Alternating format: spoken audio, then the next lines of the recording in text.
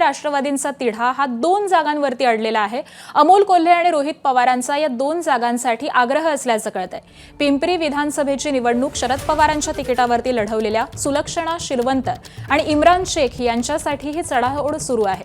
2 जागा मिळवण्यासाठी अजित पवारांसमोर आता अटी ठेवण्यात आलेल्या आहेत। सुलक्षणा शिलवंत आणि इम्रान शेख यांच्याकडून त्यांची प्रतिक्रिया जाणून घेतली आहे आमचे प्रतिनिधी नाझिम मुल्ला यांनी। आपण पाहूयात। पिंपरी चिंचवडमध्ये दोन्ही राष्ट्रवादीचं जागा वाटपाबाबत बरंच खलबतं सुरू आहेत। उपमुख्यमंत्री अजित पवारांसोबत थेट शरद पवारांचे खासदार अमोल कोल्हे आणि आमदार रोहित पवारांनी सुद्धा चर्चा केलेली आहे आणि 2 जागेचा तिढा निर्माण झालेला आहे। त्या 2 जागा म्हणजे पिंपरी विधानसभेची शरद पवारांच्या तिकिटावर निवडणूक लढलेल्या सुलक्षणा शिलवंत यांची आणि त्यांच्याच पक्षाचे युवक अध्यक्ष इम्रान शेख यांची।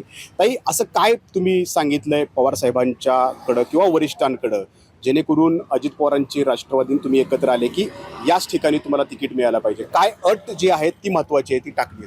शहरामध्ये आता जे काही प्रवेश झाले त्याच्यामध्ये भाजपचे जे काही पूर्वी निवडून आलेले नगरसेवक आपल्या पक्षामध्ये राष्ट्रवादीमध्ये दादांच्या गेलेले आहेत, तर तिथे सुद्धा प्रभाग क्रमांक 8 आमच्या भगिनी आहेत, त्यांच्या प्रभागामध्ये सुद्धा सीमा सावळींबद्दल बोलतात। हां, मी सीमाताईंबद्दल बोलतेय की त्यांच्याकडे सुद्धा SC सर्वसाधारणच आहे।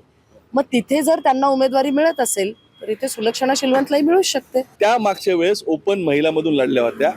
आता पण त्यांनी त्यांच्या पक्षाने जर त्यांची भूमिका घेतली तर त्यांनी ओपन महिलामधून लढावा आणि ओबीसीतून आम्हाला द्यावं, कारण की अल्पसंख्याक समाजाचा पूर्ण शहरातून एक चेहरा जाईल आणि महिलाचा चेहरा पुढे नेण्यासाठी आदरणीय अजितदादा सुद्धा त्यात आग्रही असतात। या 2 जागांच्या बाबतीत हा गुंता सुटावा आणि लवकरात लवकर सुटावा म्हणून रोहित दादा आणि आमचे खासदार साहेब सुद्धा या ठिकाणी, अमोल दादा सुद्धा आले होते आणि नंतर याच्यावर चर्चा एकत्रित झाली की जे विद्यमान आहेत त्या जागा राहणारच आहेत आणि त्यांच्याकडे सुद्धा काही जागांवर उमेदवार नाहीच आहेत, तर त्याच्यामुळे आमच्याकडे 9 आणि 20 ह्या 2 प्रभागांच्या बाबतीतल्या चर्चा यांचा रिझल्ट सकारात्मक आज संध्याकाळपर्यंत येऊन जाईल। हे दोन्ही राष्ट्रवादी एकत्र आल्यानंतर उपमुख्यमंत्री अजित पवार या दोन्ही जागेचा नेमका तिढा कसा सोडवणार, तोडगा कसा काढणार हे पाहणं महत्त्वाचं राहणार आहे। कॅमेरामन शैलेश जाधवसह नाझिम मुल्ला, ABP माझा, पिंपरी चिंचवड।